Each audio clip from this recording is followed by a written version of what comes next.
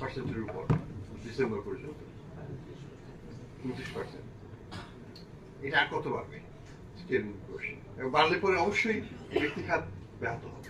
এই আলোচনাটা আমরা আমাদের সরকারের সাথে করতে হবে তখন। এবং আমরা চাইবো যে সরকার যদি রাজস্ব বৃদ্ধির মাধ্যমে এটাকে মিটিগেট করে অ্যাটলিস্ট আংশিকভাবে, তাহলে চাপটা কম হবে।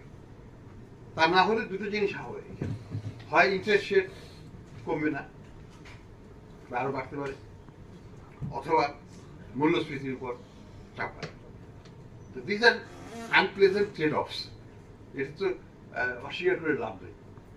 কাজে এই বাস্তবতাটা আলোচনার সাপেক্ষেই হবে। এখানে কোনো আমার ব্যক্তিগত মতামতের বিষয় নয়, এগুলো সুচিন্তিতভাবেই সিদ্ধান্ত নিতে হবে যে কিভাবে বাস্তবায়ন হলে মনিটারি পলিসির স্ট্যান্সটা কি হবে, বা ফিসক্যাল পলিসিটা তখন কিভাবে অ্যাডজাস্টেড হবে, অন্য কোথায় সরকার ব্যয় কাট করবে, বিভিন্নভাবে এটাকে অ্যাকোমোডেট করার চেষ্টা করা হবে তখন, যখন এটা